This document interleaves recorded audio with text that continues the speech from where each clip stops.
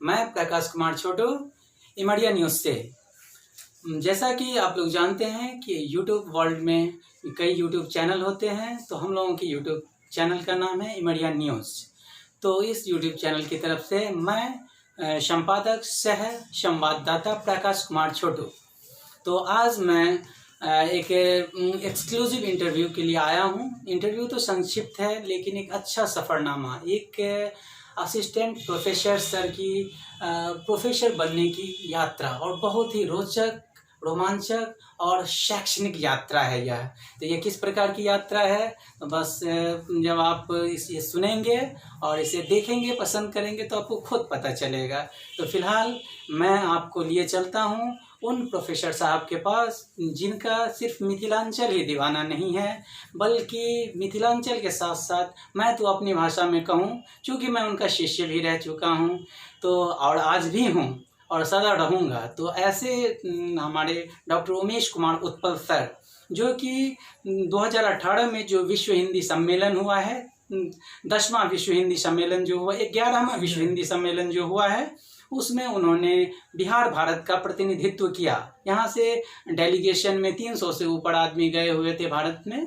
तो उसमें उन्होंने बिहार भारत से भी कई 6-7 प्रतिनिधि थे, 6-7 प्रतिनिधि गए थे। उसमें सबसे खास प्रतिनिधि के रूप में डॉक्टर उमेश कुमार उत्पल ने ललित नारायण मिथिला विश्वविद्यालय बिहार भारत का नेतृत्व किया।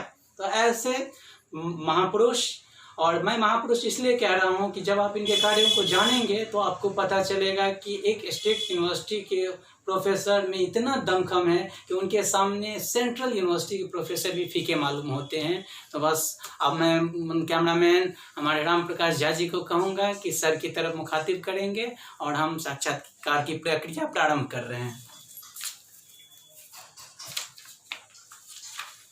अभी जैसे कि सर, सबसे पहले तो इमरिया न्यूज़ चैनल की तरफ से आपका स्वागत है कि आपने इतना कीमती समय दिया, और आज रविवार है और आप भी इत्मीनान में हैं और मैं भी समय निकाल के आया हूं। तो हम लोग आज जो हमारा विषय है इस इंटरव्यू का, तो इसमें मैं ये पूछना चाहूँगा कि जैसे कि हर टीचर जो होते हैं, जो प्रोफेसर बनते हैं, तो असिस्टेंट के रूप में प्रारंभ करते हैं और वो जो है प्रोफेसर तक का सफ़रनामा तय करते हैं। बहुत कम लोग होते हैं जो प्रोफेसरशिप तक पहुंच पाते हैं या राष्ट्रीय अंतर्राष्ट्रीय सम्मान तक पहुंच पाते हैं। आपने ईश्वर की कृपा से सब कुछ पाया है, राष्ट्रीय से अंतर्राष्ट्रीय स्तरीयता पाई है, और साथ ही आपने अंतर्राष्ट्रीय सम्मान तक पाया है। तो सबसे पहले मेरा प्रश्न आज का है सर कि आप ललित नारायण मिथिला विश्वविद्यालय के बिलट मेहता आदर्श महाविद्यालय में हिंदी के विभाग अध्यक्ष हैं अभी। तो मैं यह जानना चाहूँगा कि आप जो है सो आपकी नियुक्ति जो बिलट मेहता आदर्श महाविद्यालय बहेड़ी, जो बहेड़ी एक दरभंगा का फेमस कस्बा है, प्रखंड है, तो उसमें आपकी जो नियुक्ति होती है बिलट मेहता आदर्श महाविद्यालय में, तो किस सन में नियुक्ति हुई थी, या उस नियुक्ति के संबंध में आपका जो अनुभव है उसको रखेंगे। मेरी नियुक्ति हिंदी व्याख्याता के रूप में 1996 में नवंबर में जी थी, और उस समय से सतत मैं कार्यरत रहा कि जो भी मतलब जो नियुक्ति हुई उसका जो उद्देश्य था, उस उद्देश्य को मैंने पूरा किया। पठन पाठन का उद्देश्य था, शोध का उद्देश्य था, सब कुछ मैंने किया। और 1996 के बाद यह सिलसिला जोरों पर चला, जिससे एक जो बहुत समझिए ऐसा कॉलेज था जहाँ पढ़ाई लिखाई प्रायः हम समझते हैं कि गौन चल रही, हाँ, नहीं के बराबर हो रही थी। उसमें हम 5-6 लोगों का की नियुक्ति हुई थी और विभिन्न विषयों में। और इसके बाद हम लोगों ने मतलब पढ़ाई का काम प्रारंभ किया, और फिर जमा भी बहुत सारे स्टूडेंट आने लगे, और पढ़ाई का सिलसिला काफ़ी हद तक और काफ़ी दूर तक चला, और आज तक वह सफ़र जारी है। तो कुल मिला के मैं ये कहना चाहूँगा कि मतलब जैसा कि आपके बारे में जब मैं रिसर्च कर रहा था इस साक्षात्कार से पूर्व, तो पता चला कि जब तक आपकी नियुक्ति नहीं हुई थी तो बिलट मेहता आदर्श महाविद्यालय एक कस्बाई कॉलेज के रूप में या एक सर्वसाधारण कॉलेज के रूप में जाना जाता था। एक जैसा कि अभी अभी आपने कहा कि आपके जाने से पठन पाठन में तो प्रगतिशीलता आई ही, और साथ ही जो है आपने पूरी तरह अपने आप को डिवोटी वहाँ पूरी तरह समर्पित किया, और इसका परिणाम ये निकला कि वो जो है एक प्रगतिशीलता की जो लहर है वो आ गई। तो इस संबंध में है कि उस समय जो आपके साथ नवनियुक्त प्रोफेसर हैं विभिन्न विषयों के 5, जैसा कि अभी अभी आपने कहा, तो उन लोगों में भी आपकी जैसी ही कशिश रही होगी। हाँ बिल्कुल, चूँकि नए थे और उनकी ललक थी कि वो पढ़ाई से जुड़े रहे, पठन पाठन से जुड़े रहे, और छात्रों का आना भी बहुत हद तक मतलब काफ़ी संख्या में छात्र आने लगे। छात्रों की रेगुलरिटी में इजाफा हुआ। और सबसे बड़ी बात थी उस महाविद्यालय में कि 50% समझिए कि अगर 50 लड़कियां हैं तो 50 लड़के भी हैं, यानी तो जितनी एजुकेशन में इस तरह की समानता हमने पहली बार। और ये सब उस समय के यानी कि 1996 के दरमियान जो नवनियुक्त प्रोफेसर हैं उनके उत्साह और उनकी कर्मठता की वजह से ऐसा संभव हो पाया। चलिए, बहुत अच्छी, बहुत प्रसन्नता की बात हो रही है, क्योंकि वह कस्बा जो है मेरा गृह कस्बा है। चलिए, और वो उसके बाद जैसा कि सफ़रनामा आगे बढ़ा, तो जैसा कि है कि 2005 के आसपास में, अगर मैं सही हूँ तो 2005 के आसपास में आप एसोसिएट प्रोफेसर बन चुके थे। Associate professor. तो ये असिस्टेंट प्रोफेसर से एसोसिएट तक का जो सफ़रनामा रहा उसको संक्षेप में रखेंगे। वो असिस्टेंट प्रोफेसर से एसोसिएट प्रोफेसर तक आने में केवल पठन पाठन का योगदान नहीं रहा, बल्कि रिसर्च का भी योगदान रहा। मतलब इस क्षेत्र में रिसर्च करना भी आवश्यक माना गया। अक्सर होते कि लोग को नौकरी हो गई और इसके बाद फिर कुछ करना छोड़ देते हैं, लेकिन मैं लगा रहा कि किताब लिखन है, कहीं आर्टिकल्स वगैरह पब्लिश कराना है, या कहीं रिसर्च कोर्स हो रहे हैं, चाहे ओरिएंटेशन कोर्स हो रहे हैं, वो सब मैंने किया। और जो अर्हता होनी चाहिए मतलब एसोसिएट्स के लिए, वो सब मैंने पूरी की। और उस समय तक मेरी 1-2 किताबें छप कर भी आ गई थी। और उस समय काफ़ी मतलब मैंने जम के काम किया था इस पर। छात्रों के साथ साथ हमने शोध को भी वो साथ लेके यानी शोध को आपने प्राथमिकता में रखा, और तब तक आपकी 1-2 पुस्तकें भी, यानी कि असिस्टेंट से एसोसिएट तक की सफ़रनामा में आपकी 1-2 पुस्तकें भी प्रकाशित हो चुकी थी। उन दोनों पुस्तकों का वो पुस्तकें डॉक्टर जी विशा करके मेरी पहली पुस्तक आई थी, काव्य संग्रह। सर की यहाँ पे मैं सर को थोड़ा सा रोकना चाहूँगा क्षमा के साथ, कि सर की सबसे पहली काव्य संग्रह का नाम है जी विशा। जैसा कि नाम है उसमें एक से एक कविता है। काव्य संग्रह 32 या 33 कविताओं का संग्रह है, और उसमें एक जो है सो रिश्वत पे जो है काफ़ी व्यंग्यात्मक कविता है। अगर आप लोग वो जी विशा पढ़ें और खरीदें तो वो कविता जरूर पढ़ें। काफ़ी बहुत ही सुंदर, मीठी, चुटकुलेदार और व्यंग्यात्मक कविता है, जो आज हमारे राज्य के जो सरकारी तंत्र हैं उस पर व्यंग करती हुई, प्रेरणा देती हुई बहुत ही सुंदर कविता है। क्या सर मैं सही कह रहा हूँ? बिल्कुल सही है। उस कविता का शीर्षक याद है सर? वो शीर्षक मतलब समझदार करके कुछ है, मतलब कुछ अच्छा खासा शीर्षक है। लेकिन जी विशा लिखने से पहले किताब संकलित जो है कविता है, उससे पहले जी विशा करके एक छोटी कविता हमारी कादम्बरी में छपी थी 1994 के अप्रैल अंक 1994 के अप्रैल अंक के कादम्बरी में। और उस समय यह प्रेरणा मुझे मिली कि नहीं, इससे आगे भी कविता लिखनी चाहिए, और तब हमने संकलन निकाला। वो दिल्ली श्लोक प्रकाशन से छपी। और इसके बाद डॉक्टर कारी की गज़लें, मतलब डॉक्टर कारी के जो काम गज़ल पर काम है, उस पर हमने एक संपादित पुस्तक पर भी वो लिखा था, और वो भी चर्चित लिखा। बिल्कुल। तो गज़ल विधा पे डॉक्टर कारी सर, जो कि सर के अग्रज भी रह चुके हैं, शैक्षणिक अग्रज भी रह चुके हैं, तो उनकी जो पुस्तक है वो भी ललित नारायण मिथिला विश्वविद्यालय के ही सीएम कॉलेज से आते हैं। CM arts and commerce college जो है उसके प्रोफेसर हैं, एचओडी होके रिटायर हो चुके हैं। तो डॉक्टर ब्रह्मदेव प्रसाद कारी जी, तो उनके गज़ल पे जो इनकी समीक्षात्मक पुस्तक थी वो दूसरी पुस्तक थी। उससे पहले जीजी विशा पहली पुस्तक थी, जिसके एक कविता का, व्यंग्यात्मक कविता का मैंने जिक्र किया, जो कि काफ़ी चर्चित भी हुई।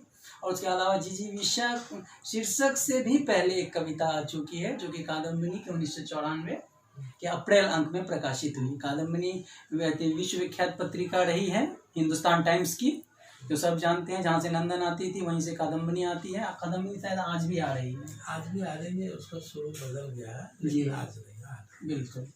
तो चलिए, कितनी बड़ी बात है कि कादम्बिनी जैसे विश्वविख्यात पत्रिका से सर का सफरनामा तय रहा, और 2 पुस्तकें जिनकी चर्चा अभी अभी हमने करी है, उस पुस्तक के साथ ही इनका प्रोफेसरशिप का जो सफरनामा है असिस्टेंट से एसोसिएट तक पहुंचा। उसके बाद है सर कि मैंने पढ़ा कि आप सह अध्येता के रूप में, रिसर्च फेलो के रूप में IIAS जो है, Indian institute of advance studies, भारतीय उच्च अध्ययन संस्थान जो शिमला है, इसके बारे में मैं 1-2 पॉइंट्स कहना चाहूँगा। जैसे कि हिंदी मैथिली साहित्य का जो इतिहास लिखने वाले हैं अंग्रेजी में डॉक्टर जयकांत मिश्र, जो कि डॉक्टर अमरनाथ झा जी से विश्वविख्यात कुलपति के इलाहाबाद में शिष्य रह चुके हैं और इलाहाबाद विश्वविद्यालय के प्रोफेसर अंग्रेजी के रह चुके हैं। हरिवंश राय बच्चन जो हमारे हिंदी के विख्यात कवि हुए, वो वहाँ के अंग्रेजी के प्रोफेसर भी इलाहाबाद विश्वविद्यालय के हुए। उनके वो समकक्ष थे, उन्हीं के समकालीन थे डॉक्टर जयकांत मिश्र। उन्होंने भी जो अपनी मैथिली टू इंग्लिश डिक्शनरी निकाली थी 3 भाषा में, मल्टीलिंगुअल, मैथिली, इंग्लिश और वो मिथिलाक्षर में, यानी कि तिरहुता में, वो उसी भारतीय उच्च अध्ययन संस्थान से निकली थी, प्रकाशित हुई थी। इतनी गौरवशाली मिथिला का वह पॉइंट या वो पुस्तक है। अफसोस कि 2 ही भाग छप पाया, 2 भाग शेष ही रह गया। तो ऐसे जहाँ डॉक्टर जयकांत मिश्र जैसे परम विद्वान, और संस्कृत परंपरा में कहा जाता है महामहोपाध्याय, तो भारत के सबसे अंतिम महामहोपाध्याय हुए डॉक्टर उमेश मिश्र, जो इलाहाबाद विश्वविद्यालय के संस्कृत विभाग से थे, उन्हीं के पुत्र, और डॉक्टर अमरनाथ झा जैसे विश्वविख्यात कुलपति के प्रिय शिष्य, और हरिवंश राय बच्चन के जो समकालीन हैं डॉक्टर जयकांत मिश्र, वो भी उच्च अध्ययन संस्थान शिमला में काम कर चुके हैं। और वहाँ से हमारे सर ने बिलट माता आदर्श महाविद्यालय के जो हमारे डॉक्टर उमेश कुमार उत्पल सर हैं, रिसर्च फेलो के रूप में कई साल काम कर चुके हैं। तो इनका सफ़रनामा संक्षेप में जानना चाहेंगे कि भारतीय उच्च अध्ययन संस्थान में आप सह अध्येता के रूप में रहे, तो इसका अनुभव बताइए। जब मैं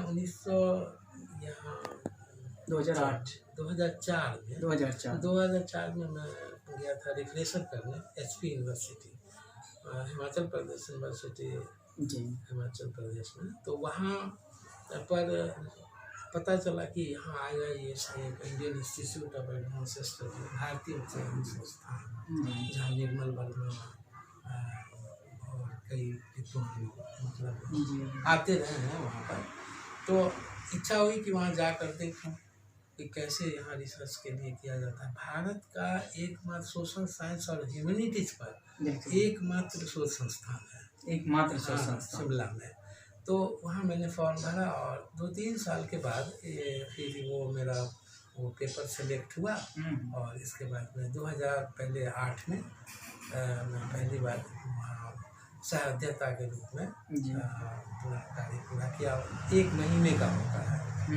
और फिर 2008 में UGC ने कहा कि 3 बार करना आवश्यक होगा, इसलिए मैंने लगातार 2008, 2009, 2010 तक लगातार किया, यानी कि हैट्रिक किया। हाँ, उस समय खुशी की बात। हाँ, डिसूजा साहब थे उस समय डायरेक्टर वहाँ के, गोवा के थे वो, IIAS के। और उस समय उन्होंने कहा कि मुझे लगता है कि आप लोगों को और समय देना चाहिए, इसलिए UGC को उन्होंने लिखा और या अप्रूव लिया कि ठीक है, 3 साल जो कर चुके हैं वो 3 साल और भी जा सकते हैं जी।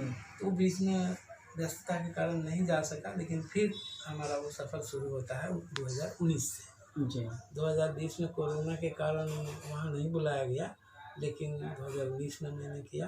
4थी बार मैं वहाँ रिसर्च मतलब एसोसिएट के रूप में वहाँ पर रहा। और जितना बार मेरा पेपर प्रेजेंटेशन हुआ है वो सारा प्रेजेंटेशन भारतीय संस्कृति, चित्रकला और साहित्य से संबंधित रहा है। जी, तो काफ़ी संक्षेप में आपने काफ़ी सारगर्भित बात रखी और 4 साल के सफ़रनामा के यूजीसी के गाइडलाइन के अनुसार मैंडेटरी था कि 3 साल करना था, जो लगातार आपने कर ही लिया। उसके अलावा 2019 में एक्स्ट्रा भी किया और आगे भी आपका जैसा मैं जोश देख रहा हूँ, या आप कहने को आप 50 के हैं, लेकिन मुझे लग रहा है कि जो नवनियुक्त असिस्टेंट प्रोफेसर होते हैं वो वाली ऊर्जा आप आज भी बनी हुई है। और सर के चमकते चेहरे और दमकते चेहरे से आप लोग जितने भी दर्शक हैं वो देख सकते हैं कि सर में आज भी असिस्टेंट प्रोफेसर बन जाने के बाद भी इनमें जो है वो ऊर्जा कायम है। ईश्वर से दुआ है कि इसी तरह सर लहलहाते रहें और हम शिष्यों को इसी तरह भी सिंचित करते रहें अपने ज्ञान से, अपने ज्ञान कोश से। तो यहाँ पे अब है कि नेक्स्ट के रूप में जैसा कि रिसर्च फेलो के रूप में आपने काम किया और आप केवल प्रोफेसर उमेश कुमार उत्पल नहीं, डॉक्टर प्रोफेसर उमेश कुमार उत्पल हैं, यानी कि डॉक्टरेट आप ऑलरेडी हैं। जब नियुक्त हुए थे उसी समय कर चुके थे और कुछ लोग नियुक्ति के बाद करते हैं। आजकल जैसे था पहले नेट करके है, आजकल था कि कुछ दिनों पहले तक आप नेट कर लीजिए प्रोफेसर हो सकते हैं, बाद में पीएचडी आपकी इच्छा पे है, लेकिन अब शायद पीएचडी मैंडेटरी कर दिया है कि आपको करना ही होगा और आप नियुक्ति के समय ही कर दिए थे, यानी कि पूरी तरह आपको इसी लाइन में आना था, यानी पूरी प्रिपेयर हो क्या पाए थे। कितनी खुशी की बात है। इसी तरह की जो लाइफ में एम हो, टारगेट हो, hit the target, fix the target, hit the target. तो ये कहने का मतलब है कि एक बार जिसको एम हम लोग बनाएं उस पर पूरी तरह फोकस्ड रहे, जैसे सर अपने करियर को लेके रहें।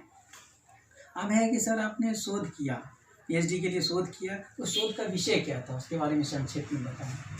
मेरे शोध का विषय बिहारी की वर्ग चेतना। बिहारी जो रीतिकालीन कवि और रीतिकालीन कवियों में सिरमौर माने जाते हैं। और वर्ण चेतना मतलब क्या कि कविता में रंग कैसे बोलता है, कविता में रंग कैसे बोलता है, वो एक बड़ा मतलब कठिन था काम, लेकिन कविता में चित्रधारिता की बात आई और उसके बाद रंग की बात आई, तो मुझे काम करने में भी अच्छा लगा।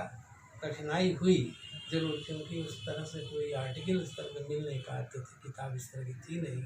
हमारे परम गुरुदेव थे डॉक्टर रमाकांत पाठक जी, उन्होंने यह विषय सुझाया था कि तुम केवल पर्टिकुलर एक विषय पर, मतलब अब बिहारी लाल है तो तुम बिहारी लाल पर ही करो, और तुम ये रीतिकालीन कवियों की चित्रधारिता पर मेरा विषय पहले था, उन्होंने बदल के कहा कि नहीं आप बिहारी पर ही करो, बिहारी के वर्ण चेतना पर करो। और मैंने अपने शोध में दिखाया कि कितने रंगों का प्रयोग, कितने प्रतिशत रंगों का प्रयोग हुआ है उसमें, यानी कि अभी लाल है तो लाल कितना प्रतिशत, ये सब मैंने खोज के निकाला उससे, साहित्य के अंतर्गत 700 दोहों से, यानी कि बिंब के रूप में, प्रतिबिंब के रूप में, जैसा कि उदाहरण दिया जाता है। अब वो रंग है, जैसे सफ़ेद रंग का प्रयोग कितना प्रतिशत हुआ, कितना हुआ, ये सब हमने उसमें निकाला। और सुनने से ही लगता है कितना महीन विषय रहा होगा। महीन विषय था। और दूसरी बात है उस पर उसके साहित्य के साथ चित्र को जोड़कर काम करने की जो परंपरा हमारे यहाँ बहुत कम रही है, जबकि पुनर्जागरण काल में हॉरेस और जोन्स वगैरह जो विद्वान थे यूरोप में, पाश्चात्य साहित्य, उस समय उन्होंने काफ़ी काम किया था। वो कहा था कि जैसा कविता में वैसा चित्र। बिल्कुल। हाँ, चित्र मुख मतलब कविता है और कविता मुखर चित्र है, यह उन्होंने कहा था। और एक तरह से समझिए कि उस पर काफ़ी प्रभावित हुआ था, इसलिए काम भी किया उस पर। 1990 में मेरा रिसर्च पूरा हुआ था, 90 में नोटिफिकेशन हुआ था, 1990 में आपका रिसर्च पूरा हुआ था।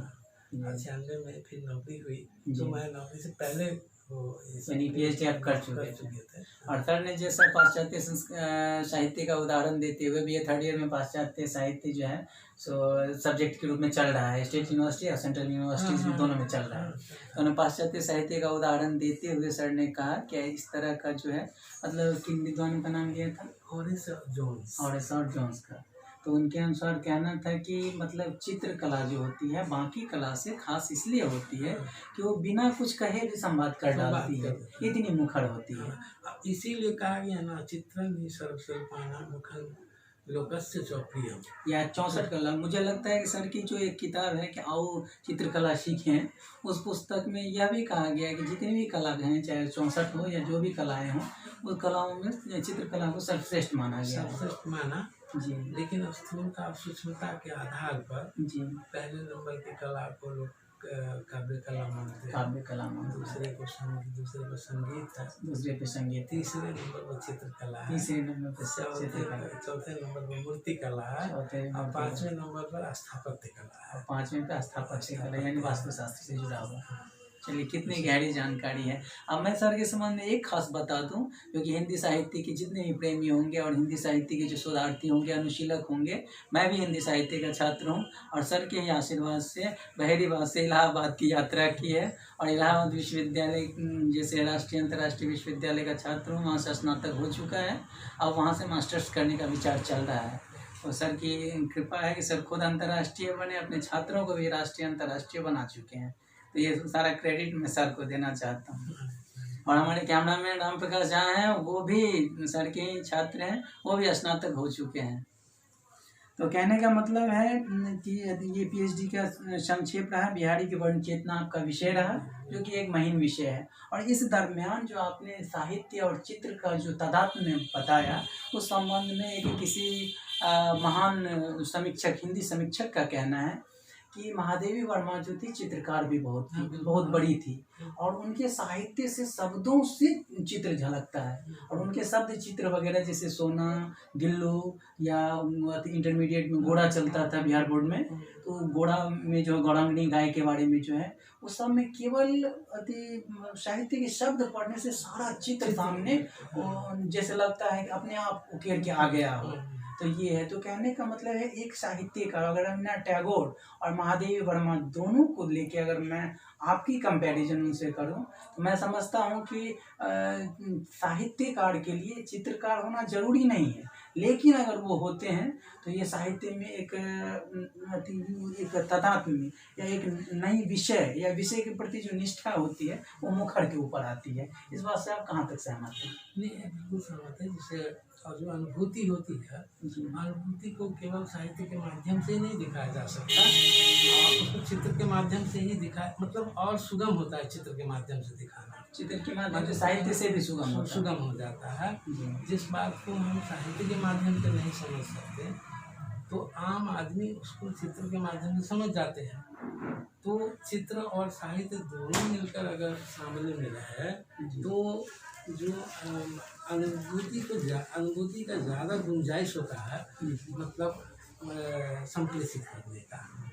इसीलिए मैं समझता हूँ कि यह बहुत ज़रूरी है। कोई भी कला अगर साहित्य से जुड़कर चलती है तो वो काफ़ी मुखर हो जाती है, और बिंब उसके ऐसे बनते हैं कि सामान्य लोग भी जो उस विषय के जानकार नहीं है, वो भी उसको समझने लगते हैं, रुचि बस उसमें, मतलब उनकी संग्रहणीयता बढ़ जाती है। बहुत ही काफ़ी गूढ़ बात आपने बताई। तो पीएचडी का जिक्र चल रहा था, उसके अंतर्गत आपके विषय बिहारी की वर्ण चेतना सर का जो विषय था पीएचडी में वो चल रहा था। अब मैं जानना चाहूँगा कि सर के अंतर्गत अभी तक कितने व्यक्ति पीएचडी कर चुके हैं या कितने व्यक्ति कर रहे हैं? मेरे अधीन अभी लगभग 15 शोधार्थी हैं, जिसमें 5 का नोटिफिकेशन हो गया, पीएचडी अवार्ड हो गया, यानी कि वो कर चुके हैं और वो काम कर रहे हैं। जिसमें 2 ऐसे हुए छात्र जो चित्र से जोड़कर चित्र और साहित्य को जोड़कर काम किया है। मेरा पहला जो रिसर्च स्कॉलर था उसका था सूर काव्य की चित्रधर्मिता। सूर काव्य की चित्रधर्मिता पर काम अभी तक नहीं हुआ था, और वो उन्होंने मतलब किया, गाइड किया था हमें। इसके बाद अनिल कुमार नाम है, वो मधुपुर यहाँ के हैं, समस्तीपुर के। बहरी की जयंती माला, जो अभी मध्यकालीन भारतीय चित्रकला पर कविताओं का प्रभाव जो है उस पर उन्होंने काम किया है। अभी हाल ही में उसका अवार्ड हुआ है वो है। तो मैं चाहता था केवल साहित्य नहीं बल्कि साहित्य के साथ साथ चित्र और साहित्य को जोड़कर भी काम करने की आवश्यकता है। जी, क्योंकि पुरातत्व में जब हम प्राचीन इतिहास में पढ़ते हैं तो वहाँ मिले हुए सिक्के या सिक्के पे जो चित्र हैं या जो उस समय की जो आकृतियाँ हैं वो मिलती है, उससे इतिहास को समझने में काफ़ी सुविधा होती है। तो जब इतिहास को समझने में इतनी सुगमता आती है तो साहित्य के लिए चित्र का महत्व तो लाजमी है। बिल्कुल सही, काफ़ी गुड बात कही। और सर ने, क्योंकि सर ने खुद कहावत है लाइक फादर लाइक सन, जस बाप तस बेटा, जस गुरु तस शिष्य, क्योंकि सर ने खुद अपने गुरु के कहने पे या अपने सीनियर के कहने पे एक बिहारी की वर्ण चेतना जैसा एक लहदा विषय चुना। ठीक उसी तरह सर के शिष्य लोग भी जिस पे अब तक काम नहीं हुआ है उस विषय को पीएचडी के विषय के रूप में चुन रहे हैं। ये कितनी बड़ी बात है। ये हिंदी प्रेमियों को या ग्लोबल हिंदी प्रेमियों के लिए काफ़ी प्रेरणा की बात हो सकती है, प्रेरणास्पद बात हो सकती है। तो ये पीएचडी से जुड़ा बात हो गया। उसके बाद है चित्रकला के संबंध में सर कि जैसा मैं जानता हूँ कि आप एक लोक चित्रकला विशेषज्ञ हैं। जैसे बिहार का दरभंगा जनपद जो इतना फेमस है, जो कि हम लोगों का गृह जनपद है, विश्वविख्यात बाबा नागार्जुन यहाँ से हैं, न जाने कितने यहाँ से साहित्यिक प्रतिभा निकले हैं, और जिसमें कि मैं मानता हूँ कि आप भी एक हैं और आपने साबित कर दिया है। तो आपकी बनाई मिथिला पेंटिंग जो है दरभंगा चंद्रधारी म्यूजियम में भी वर्षों तक रही, आज भी बनी हुई है। तो वो गेट पे सबका स्वागत करती हुई, देशी विदेशी पर्यटकों का स्वागत करती हुई प्रतीत होती है। तो इससे पता चलता है कि आप लोक चित्रकला विशेषज्ञ भी हैं और इस पे आपकी राष्ट्रीय स्तर पर पुस्तकें भी आ चुकी हैं श्लोक प्रकाशन से। तो और वो काफ़ी पॉपुलर भी हुई हैं। और मुझे जहाँ तक याद है या मेरी मेमोरी जहाँ तक याद है कि 2010 में जो विश्व हिंदी सम्मेलन भोपाल में हुआ था, उसमें आपकी पुस्तक का इनॉग्रेशन हुआ था। तो उसमें इनॉग्रेशन की बात रखी गई थी। सैकड़ों पुस्तक में यह सौभाग्यशाली पुस्तक भी थी जिसमें श्लोक प्रकाशन ने उद्घाटन किया था, और उसी समय हम लोग को इसकी जानकारी मिली थी। तो कितने सौभाग्य की बात है कि एक कस्बाई कॉलेज वहाँ के सर का अंतर्राष्ट्रीय सफरनामा, जिसके बारे में अभी बात करूँगा।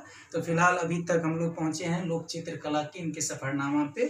तो लोक चित्रकला पे इनका विशेष पकड़ है। मिथिला पेंटिंग है, गोधना कला है, इस तरह की ढेर सारी जो लोक चित्रकला है या मिथिला चित्रकला की जो भी प्रकार हैं उसमें इनका खूब काम हुआ है और लोक चित्रकला के विशेषज्ञ के रूप में जाने जाते हैं। तो मैं लोक चित्रकला में इनकी जो अनुभूति है अब तक की, उस पर मैं संक्षेप में विचार चाहूँगा, जो कि सबों के लिए प्रेरणास्पद होगा। वो लोक कला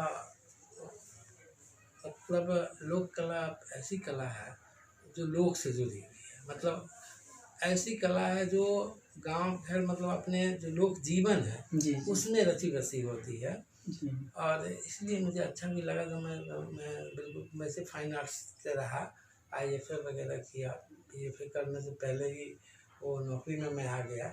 यानी कि आप IFA कर चुके हैं? हाँ, IFA कर चुके हैं। ये देखिए कला से पहले से ही कला के पुजारी रहे हैं सर। तो उस समय एक संपर्क पर कृष्ण कुमार कश्यप जी से संस्था चलाते थे अभी, भारतीय विकास मंच करके लहरियासराय में बरहता में। तो वहाँ से जब मैं जुड़ा तो वहाँ लोक कला पर को देखा, उसकी खूबसूरती को मैंने देखा कि अनगढ़ता में भी सुगढ़ता जो कला में है, अनगढ़ता में सुगढ़ता है। हाँ, क्या बात कही है, कोटेशन वाला लाइन है कि अनगढ़ता में भी सुगढ़ता देखी जा सकती है लोक कला में। इसके लिए मैं काफ़ी प्रभावित हुआ और हमने भी बनाना शुरू कर दिया उसे, और काफ़ी बनाया और कई देश विदेश में भी हमारे बनाए हुए चित्र भी गए, तो काफ़ी प्रशंसित भी रहा। खुद IIS में, Indian institute of advance study में भी हमारे बनाए हुए 2-3 चित्र लगे हुए हैं उस हेरिटेज बिल्डिंग में। आज भी लगे हुए हैं। जिस हेरिटेज बिल्डिंग में प्रधान राष्ट्रपति का जो है ग्रीष्मकालीन आवास भी रहा करता था उसमें। तो या जहाँ से शिमला समझौता भी हो चुका है, शिमला समझौता की बात भी हो चुकी है। हिंदुस्तान पाकिस्तान का बंटवारा भी वहीं हुआ है, उसी हेरिटेज बिल्डिंग में। वहीं एक टेबल रखा है, वहीं पर बैठ के। तब देखिए कितनी ऐतिहासिक बात है, ऐतिहासिक है वो। तो वहाँ भी चूँकि हमारा सौभाग्य रहा कि वहाँ जाना मतलब रहना हुआ, तो काफ़ी अच्छा लगा था।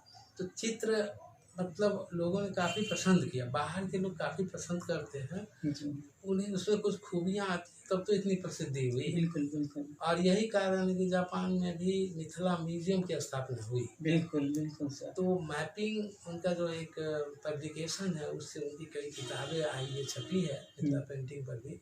बहुत बड़े बड़े लोग उसमें आए हैं, सीता देवी है, गोदावरी दत्ता है, जी जी जी और महासुंदरी देवी है। काफ़ी नाम है उन लोगों का, काफ़ी लोग जी। गए भी है वहाँ।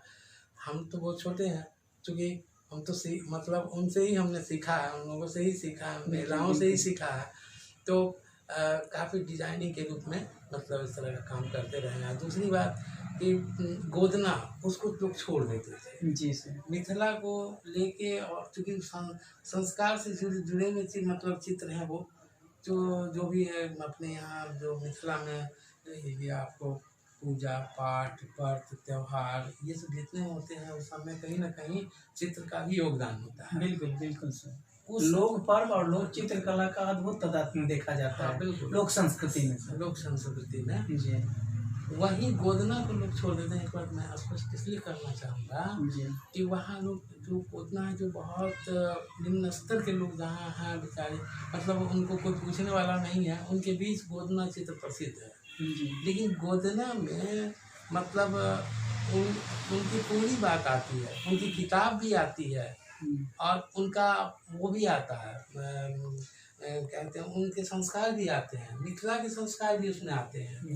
जैसे सीता जी की डाली बना रहे हैं, सीता जी की फुलवारी बना रहे हैं गोदना में। ये कोई समझ मतलब ठीक से अगर ध्यान दे तभी समझ पाएंगे क्या है वो।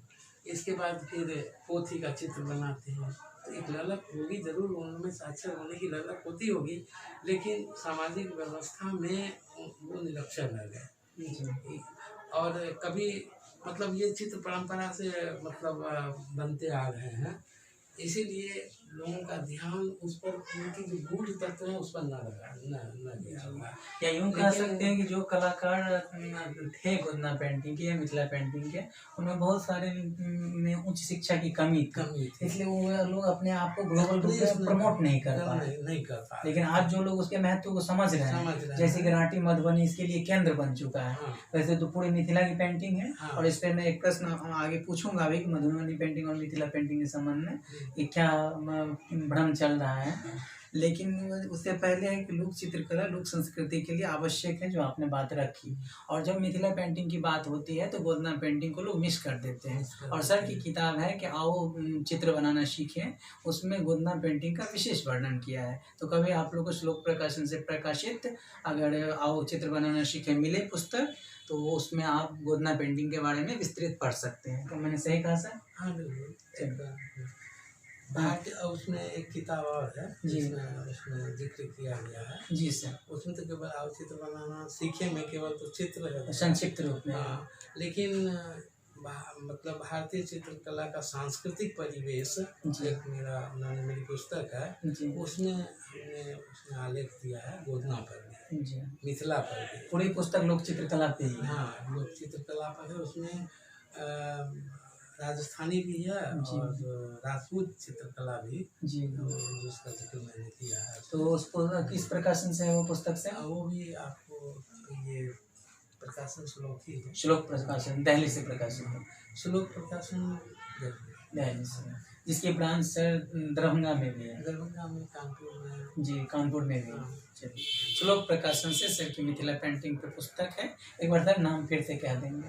भारतीय लोक चित्रकला का सांस्कृतिक परिवेश। भारतीय लोक चित्रकला का सांस्कृतिक परिवेश, श्लोक प्रकाशन से। तो जो लोग मिथिला पेंटिंग पे रिसर्च कर रहे हों या मिथिला पेंटिंग के रिसर्चर हों, वो प्लीज़ इस पुस्तक को जरूर लें। आपको वो बातें मिलेंगी जो अब तक नहीं लिखी गई हैं। ये सब मेरा मानना है, क्योंकि मैं संक्षिप्त जानकारी ले चुका हूँ और मैं निकट भविष्य में वो पुस्तक पढ़ने वाला हूँ।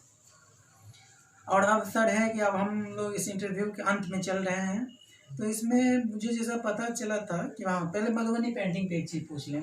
कुछ लोग इसको मधुबनी पेंटिंग कहते हैं, कुछ लोग मिथिला पेंटिंग कहते हैं। एक्चुअली है कि सरकार में रजिस्टर्ड चूँकि मधुबनी पेंटिंग हो गया है, तो मधुबनी पेंटिंग शब्द मिथिला पेंटिंग शब्द पे भारी पड़ जा रहा है। जबकि मिथिला पेंटिंग कहने से जैसे मिथिला मकान कहने से एकता का बोध होता है। कुछ दिन पहले मिथिला मकान को बिहार मकान के नाम से GI tag geographical indication tag मिलना था। तो इसमें सारे मिथिला का एक साथ स्वर मुखर हुआ कि हमारा मकान दूसरा क्यों बाजी मारे। दुनिया में सबसे ज्यादा मकान का उत्पादन भारत में होता है, उस भारत का 85% केवल मिथिला में होता है, इसलिए इसको बिहार मकान न करके मिथिला मकान कहा गया। और संजोग से सपोर्ट करने के लिए नदी नाव संयोग की 2 अक्टूबर को उसी नाम से एक अंतर्राष्ट्रीय फिल्म भी रिलीज हो जाती है, नितिन नीरा चंद्रा की मिथिला मकान, जो कि मैथिली की सबसे पहली राष्ट्रीय पुरस्कार पाने वाली फिल्म है। और तो वो उस फिल्म के कारण, उस शीर्षक के कारण इस आंदोलन को तवज्जो मिल जाता है। और अभी नई सूचना मिली है 2 दिन पहले की न्यूज़ में किसी मिथिला के चैनल पे कि सरकार ने इस बात को मान लिया है, जीआई टैग में मिथिला मकान हो गया। बस वही थोड़ा सा भ्रम मधुबनी पेंटिंग मिथिला पेंटिंग को लेके चल रहा है। तो मैंने जब भी आपके मुँह से सुना तो मिथिला पेंटिंग ही सुना, और मुझे लगता है यही नाम उचित है। बाकी आप इस पर अपना विचार क्या देंगे, क्योंकि आपका विचार ग्लोबल मिथिला के लिए ही नहीं बल्कि ग्लोबल हिंदी जगत के लिए, क्योंकि आपका गृह राज्य का सबसे बड़ा इंडिकेशन है, सबसे बड़ी पहचान है मिथिला पेंटिंग, तो उसके बारे में अपना विचार रखें। तो देखिए ऐसा हुआ कि पहले मधुबनी में ये ज़्यादा ये फोकस हो रहा है, ग्लोबलाइज हुआ जब विलियम ऑर्चर्ड थे डीएम 1934 के भूकंप के समय। हाँ, वो और भी कई विद्वान आए हुए जी थे। जी। तो उन्होंने देखा कि मेरे ऑर्चर्ड साहब थे और कई लोग थे जी, जैसे बोल रहे थोड़ा सा कोई, लेकिन क्या है कि उन लोगों ने काफ़ी प्रमोट किया था वहाँ पर, इसीलिए उसका एक सेंटर भी मतलब मधुबनी में ही बना। जी जी। मतलब इस आर्ट का जी सेंटर एक बना, शायद रांची में से। हाँ, रांची में, मधुबनी में ही, खास मधुबनी में। हाँ, वो बिहार सरकार का है जी। और मैं कहना चाहूँगा कि उसमें मुल्क राज आनंद जी बड़े राइटर थे, बहुत बड़े राइटर हुए, अंग्रेजी के राइटर अनटचेबिलिटी जी जी जी पुरस्कृत पुस्तक है, काफ़ी फेमस बुक है। उनकी एक किताब है मधुबनी पेंटिंग, बुक का ही नाम है मधुबनी पेंटिंग जी सर। अब उस मधुबनी पेंटिंग से आप, चूँकि बहुत प्रसिद्ध राइटर ने लिखा मधुबनी पेंटिंग, तो सारे लोग जहाँ उसको मधुबनी पेंटिंग कर मतलब उसी शब्द को लोग स्वीकृति मिल गई। हाँ, स्वीकृति मिल गई। अब ऐसा हुआ कि उसको लोग वही जानने लगे। अब पहले से तो जान ही रहे थे, चूँकि काम मधुबनी से ही हो रहा था जी, इसीलिए मतलब लोग उसको मधुबनी करें। देखिए मैं समझता हूँ कि ये पूरे मिथिलांचल में ये चित्र बना है। बिल्कुल सर, पूर्णिया कटिहार से लेके बेगूसराय तक में इसकी चर्चा है, समस्तीपुर, दरभंगा, सब जगह। मतलब मिथिलांचल के अंतर्गत, मिथिला या मिथिलांचल के अंतर्गत जितने भी जनपद आते हैं, 16, 17, 18 जो भी जनपद आते हो, सब में आपको ये फेमस है। ये अलग बात है कि मिथिला की अघोषित सांस्कृतिक राजधानी मधुबनी कहते हैं, तो उसमें इसका केंद्र कह सकते हैं, लेकिन समग्र मिथिला में यह फैला है, तो मिथिला पेंटिंग ही इसका उचित नाम होना चाहिए। इस बात का आप अनुमोदन करते हैं? हाँ, बिल्कुल। और मैंने एक चीज कहा था, इसी बात पर मेरी किसी फेसबुक चैटिंग के दौरान मेरी किसी विद्वान से गहरी बहस हो गई फेसबुक चैटिंग के दौरान।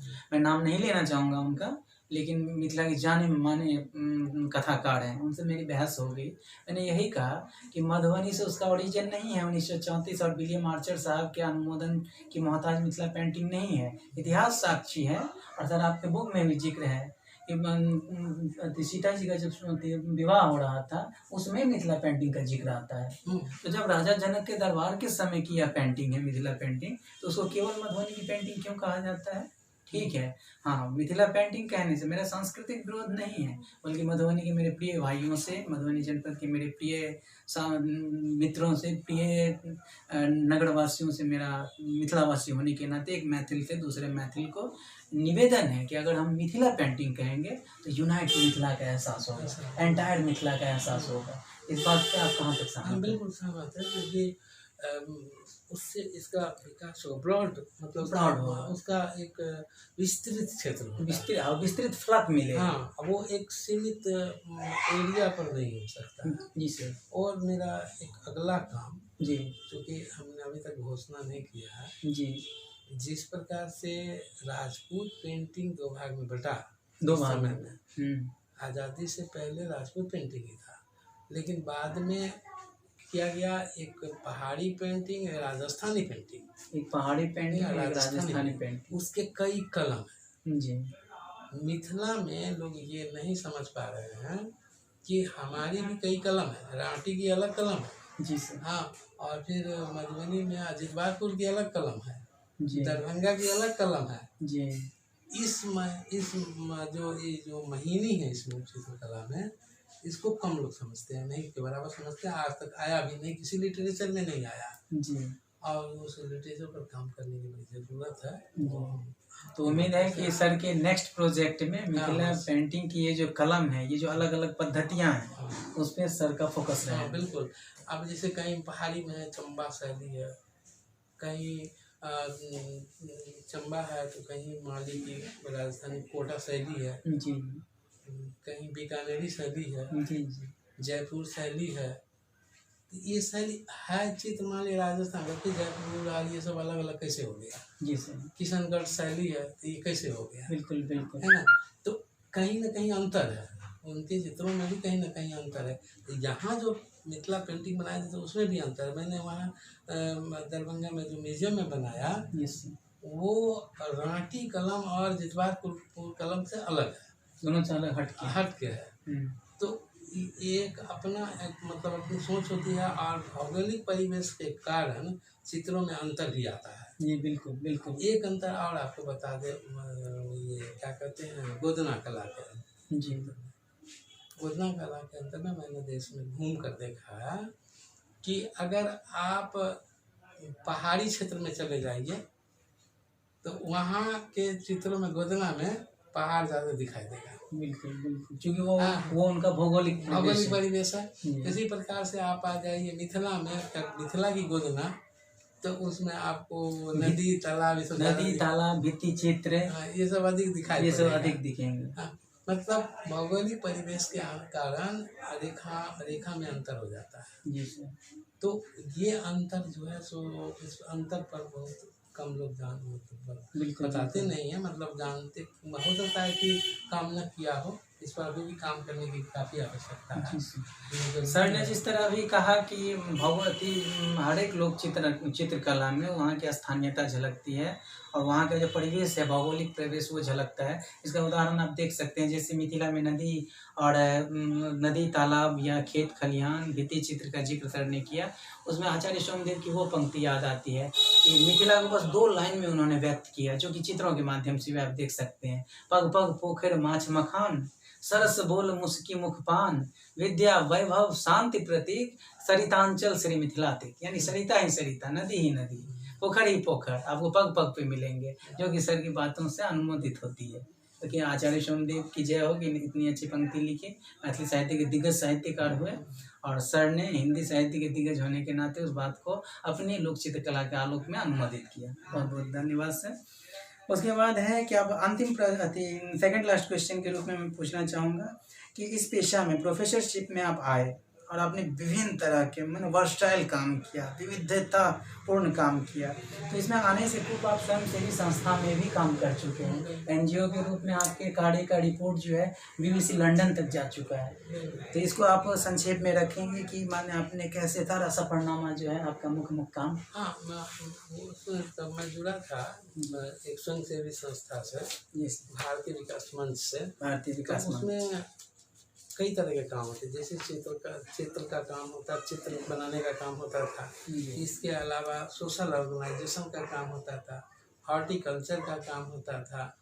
इसके बाद आपको एजुकेशन, नॉन फॉर्मल एजुकेशन का काम होता था। खास तौर से मैं नॉन फॉर्मल एजुकेशन के रूप में वहाँ था। और इसके बाद वो हम लोगों ने एक तैयार किया कि जो अशिक्षित है उनको शिक्षित कैसे किया जाए। तो केवल बाहरी किताबों के माध्यम से नहीं, बल्कि हम लोगों ने अपना मटेरियल तैयार किया। जी सर। हाँ, एक जिसको प्रोजेक्ट मटेरियल कहते हैं। हमने उसको सिखाया कि तुम पहले अ ना सीखो, पहले ऊ सीखो, क्योंकि उसको लिखने नहीं आता था। तो वो केवल गोला आधा गोला मिला के ऊ बन गया, आसान हो गया। तो अ में तो फिर आधा गोला, फिर आधा गोला, फिर डाई, फिर आड़े तीर से डंडा देना पड़ता है, मतलब लंबा हो गया। तो हमने उस सीक्वेंस में उसको रखना शुरू किया। कश्यप जी थे और उन्होंने भी इस बात को काफ़ी अच्छी तरह से लिया और लर्निंग मटेरियल हम लोगों ने तैयार किया। हम लोगों ने छपाई खाना तो नहीं था। एक यहाँ से मैं सर को थोड़ा रोकना चाहूँगा क्षमा के साथ कि अभी अभी सर ने कहा कि इन्होंने जनमानस में जन जागृति के लिए, शैक्षणिक जागृति के लिए इन्होंने अ के बदले उ से शुरुआत की। दुनिया जो है अ से शुरुआत करती है हिंदी वर्णमाला की, और सर ने उ से किया क्योंकि अ से आसान उ पड़ता है। शुरू में सर के परिचय में जैसे मैंने किया कि इनका व्यक्तित्व तो अ रहता है, काम करने का अंदाज लिख से हटके है, तो ये भीड़ में अलग से पहचाने जाते हैं। उनका सबूत अभी अभी इन्होंने दिया कि दुनिया अ पहले सिखाती है हिंदी की वर्णमाला का पहला स्वर वर्ण, और इन्होंने जो है सो उ से शुरुआत कराया था चूँकि वो लिखना आसान होता है। इसी से व्यक्तित्व की पहचान देखी जा सकती है। एक हर्फ से, एक मात्रा से व्यक्तित्व की पहचान हो सकती है। ये है हिंदी साहित्य जिनके दिग्गज हमारे सामने हैं। तो सर कंटिन्यू करें। हाँ, इसके बाद फिर कहा कि उसको किताब के रूप में हम लोग स्टेंसिल काट के और छाप के लोगों को बताते थे। बहुत साधन था नहीं हमारे पास उस समय। ऐसे स्विस रेड क्रॉस स्विट्जरलैंड का प्रोजेक्ट हम लोग चला रहे थे। उसी बीच में कहा गया कि एन सिन्हा इंस्टीट्यूट जो पटना में है, वहाँ बैठकर इस पर किताब तैयार कर ली जाए। और 3-4 लोगों का एक ग्रुप बना और वहाँ लोगों ने बैठ के उस सिस्टम को किताब के रूप में डाला, जिसको छापा EDA, economic development association Switzerland. हाँ, उसको छापा। EDA स्विट्जरलैंड से इन लोगों का प्रोजेक्ट वर्क छपा था। प्रोजेक्ट और पहले प्रति जो मतलब पहला जो हुआ था ये आपका उसका मतलब प्रतियाँ जो छपी थी वो तकरीबन 50,000 छपी थी। अब पूरे भारत में इसको मतलब जहाँ जहाँ संस्था काम कर रही थी, उस समय बिहार में 6 जगह काम कर रही थी, मतलब रेड क्रॉस सोसाइटी।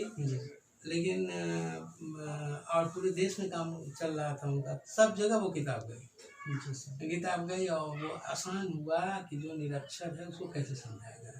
उसमें एक और सिस्टम हम लोगों ने डाला कि जैसे पहला पाठ है तो पहला पाठ टीचर को दे दिए, कैसे पढ़ाएगा मुश्किल है कि कैसे पढ़ाएगा कैसे। उसके लिए शिक्षक संदर्शिका एक दूसरी किताब बनी, जो अब पहला पाठ शिक्षक को निर्देश दिया गया कि पहला पाठ आप कैसे पढ़ाइए, यानी कि हाउ टू टीच। आप कैसे पढ़ाओगे, कैसे पढ़ाओगे। पहला है कि कैसे पाठ्य सामग्री होनी चाहिए, और दूसरा है कि आपको पढ़ाना कैसे। ये ये नहीं बनता है। बिल्कुल बिल्कुल, काफी बारीक प्रोजेक्ट वर्क रहा होगा। तो वो हुआ तो काफी अच्छा, मतलब कई मतलब 2-3 सप्ताह लगा हुआ वहाँ बन बैठ के। और वहीं अहमदाबाद या कहीं का एक चित्रकार था, उसी आया था, उसको डिस्प्ले करके दिखाया। डिस्प्ले जिसे बोल दिया वैसा डिस्प्ले करके उन्होंने उसको स्केच में दिलाया। किस ईस्वी की बात रही होगी सर? ये आपको था 1994-95, यानी कि 1996 आपकी नियुक्ति से पहले। तो कितनी अच्छी बात है कि सर जो है सो मतलब आपको अपनी नियुक्ति से पहले, प्रोफेसरशिप में असिस्टेंट प्रोफेसर के रूप में नियुक्त होने से पहले सर NGO के, वो भी अंतर्राष्ट्रीय स्तर के NGO के लिए काम कर रहे थे। यानी कि शुरू कर्मठता जो है इनके बचपन से छात्र जीवन से शुमार रही है इनके व्यक्तित्व में। काफ़ी बात है, हर छात्र के जीवन में ऐसा दौड़ा है, ऐसा उनका कैरेक्टर हो, ये शुभकामना है। बहुत प्रेरणा मिल रही है सर से बात करते हुए, और इमड़िया न्यूज़ अपने को गौरवान्वित महसूस कर रहा है। तो अब अंतिम विषय के रूप में हम लोग आएंगे कि सर अवार्ड। जैसा कि पता है कि सर जी विषय में आपको जो है तो पहले काव्य संग्रह पे ही आपको जनपदीय सम्मान मिल चुका था। हाँ, वो माखनलाल चतुर्वेदी सम्मान मिल चुका था। साहित्यकार संसद है जी, समस्तीपुर में जी वहीं मिला था जी। और तो जनपदीय पुरस्कार से लेके अंतर्राष्ट्रीय पुरस्कार, यानी कि रसिया जो है दुनिया का सबसे बड़ा संगठित देश जिसको कहते हैं क्षेत्र घनत्व की दृष्टि से, वहाँ तक से आपको सम्मान मिल चुका है। तो अपने राष्ट्रीय अंतर्राष्ट्रीय सम्मान पाने का जो सफर है, या कितने सम्मान मिले उनको सर अगर देख के याद होता नहीं है। बिल्कुल बिल्कुल, यानी सर को इतने अवार्ड मिले हैं कि थोड़ा सा देखना पड़ेगा। समझिए कि कितने अवार्ड हैं सर के पास। वो कमी है, मतलब माखनलाल चतुर्वेदी राष्ट्रीय शिखर सम्मान जिला था, 11 मार्च 2007 को। 11 मार्च 2007 को। फिर रवि वर्मा राष्ट्रीय सार्थकता कला सम्मान जी, वो आपको 12 जनवरी 2009 को। राजा रवि वर्मा जो महान चित्रकार थे उन्हीं के सम्मान में ये दिया जाता है। हाँ। जी। इसके बाद प्रवक्ता के रूप में सम्मानित अब थोड़ा शासकीय महाविद्यालय लाडूगढ़ जिला गुना मध्य प्रदेश में आयोजित हुआ था। जी, उसमें प्रवक्ता के रूप में मुझे सम्मानित किया गया था जी, 1 दिसंबर 2009 को। जी, फिर उच्च शिक्षा के क्षेत्र में काव्य एवं शोध विषय अभूतपूर्व अवदान के लिए जी, वो प्रशस्ति पत्र भी मिला था जी, 11 अक्टूबर को 2011। 2011। फिर global society for health education and growth new Delhi में भारत शिक्षा रत्न अवार्ड मिला था 20 फरवरी 2017 को। जी, फिर एक global achievers Pacific award for talented personality 2017 में ही मिला था, वो भी उत्तराखंड में जी, ग्लोबल सोसाइटी की ओर से ही मिला था। इसके बाद achievers association for economic research and development at new Delhi से मदर टेरेसा सद्भावना अवार्ड मिला, वो 7 अप्रैल 2018 को। जी, और फिर अंतर्राष्ट्रीय साहित्य श्री मानद उपाधि के रूप में अंतर्राष्ट्रीय हिंदी सेवी संस्थान प्रयागराज 2018। जी। तो इससे लगभग और इस तरह कुछ 2 और मिला वो। और रशिया में भी मिल चुका है आपको? वो एक ताशकंद से मिला। ताशकंद, लाल बहादुर शास्त्री के संबंध में जिस ताशकंद का बार बार जिक्र आता है उस रूस के ताशकंद जगह से भी सबको अंतर्राष्ट्रीय स्तर पे सम्मान प्राप्त हो चुका है। यानी राष्ट्रीय अंतर्राष्ट्रीय दोनों सम्मानों से कई बार नवाजे जा चुके हैं। अभी लिस्ट उन्हीं की चल रही थी। अब ये तो अंतिम प्रश्न था, लेकिन इस प्रश्न से के पूर्व के रूप में एक प्रश्न रह जाती है, वो है कि बिलट माता आदर्श महाविद्यालय को बने हुए 40 या 45 साल हो चुका है। 45 साल हो चुका है। 50वां साल है। 50वां साल है, यानी कि गोल्डन जुबली कब 20 में मनाने जा रहा है। यानी 2020 में अति स्वर्णिम वर्ष पूरा हो चुका है, गोल्डन जुबली पूरा हो चुका है। इस 50 वर्षों के दरमियान जहाँ तक मेरा रिसर्च कह रहा है तो उसमें अभी तक सभी असिस्टेंट या एसोसिएट होके ही रह गए। मात्र 2 आदमी ही अभी तक प्रोफेसर बन पाए हैं, असिस्टेंट से प्रोफेसर तक का सफर तय कर पाए हैं। मैं सही कह रहा हूँ सर? तो आप अपने साथ उनका ही परिचय दीजिएगा कि दोनों प्रोफेसर बने, क्या कैसे हुआ, पहले कौन बाद में कौन? पहले डॉक्टर चंद्रधर चौधरी केमिस्ट्री विभाग में विभागाध्यक्ष है। जी सर, साइंस के प्रोफेसर है जी, वो बने। और दूसरा में जी, यानी कि अभी तक 50 साल के सफरनामा में केवल 2 प्रोफेसर हुए। ये 50 साल के सफरनामा में अब तक केवल 2 ही व्यक्ति प्रोफेसर बन पाए हैं। कितनी बड़ी बात है। इस पे तो सर मीठी ताली बजाने की इच्छा हो रही है। और मैं क्या बजाऊंगा सर, सारी दुनिया बजाएगी इस उपलब्धि पे ताली, क्योंकि बहरी के छात्र राष्ट्रीय अंतर्राष्ट्रीय स्तर पे न केवल पढ़ रहे हैं बल्कि अंतर्राष्ट्रीय स्तर पे सेवा भी दे रहे हैं। कई सिविल सर्विस भी निकाल चुके हैं और आज तक मेरे ख्याल से लगभग लाखों छात्र पढ़ चुके होंगे। लाख से ऊपर छात्र इन 50 सालों में पढ़ चुके होंगे। और सबके जहन में कहीं ना कहीं आप हैं, क्योंकि मिथिला यूनिवर्सिटी के अंतर्गत या पूरे बिहार में मैं जहाँ भी गया और LNMU का जब भी जिक्र होता है LNMU के टैग के रूप में है सर। हर जगह हर कोई व्यक्ति डॉक्टर उमेश कुमार उत्पल से परिचित है, इनके व्यक्तित्व से, इनके कृतित्व से परिचय है। ऐसे सर जिनके एक डॉक्टर उमेश कुमार उत्पल से, वैसे तो चक्रधर सर साथ ही कई विद्वान प्रोफेसर इनके समकालीन, इनके पूर्व या नए जो आए हैं असिस्टेंट के रूप में, वो सभी मेधावी है। लेकिन सर का व्यक्तित्व एक ऐसा सर्वप्रिय व्यक्तित्व है कि केवल डॉक्टर उमेश कुमार उत्पल सर का जिक्र कर देने से बिलट माता आदर्श महाविद्यालय जो है वो LNMU में सबकी प्रशंसा का पात्र बन जाता है। और LNMU जो है सारे बिहार में एक अलग छवि लिए हुए, खासकर साहित्य के क्षेत्र में उभर के सामने आता है दुनिया के सामने। तो ये सारी बातें इस वीडियो के अंतर्गत हुई। सर ने मीडिया न्यूज़ को इतना अच्छा टाइम दिया, सर का बहुत बहुत धन्यवाद। मीडिया न्यूज़ आपका आभारी रहेगा सर। और मीडिया न्यूज़ के बारे में अगर आप कुछ कहना चाहें उससे पहले मैं यह कह दूं कि अगर ये वीडियो आपको अच्छी लगे, यूट्यूब पे लंबी वीडियो होती नहीं है, लेकिन जब कंटेंट अच्छा हो और जो एक्सक्लूसिव इंटरव्यू हो तो वहाँ पे आपको लंबी वीडियो देखनी चाहिए। और खासकर आप रिसर्चर हैं तो ये वीडियो आपके लिए काफ़ी प्रेरणास्पद होगी, शैक्षणिक रूप से भी, सामाजिक रूप से, ऐतिहासिक रूप से भी। चूँकि ये एक लंबे सफ़रनामा है, एक असिस्टेंट प्रोफेसर बनने तक की कहानी है और इसमें 50 साल के कॉलेज का सफ़रनामा साक्षी है।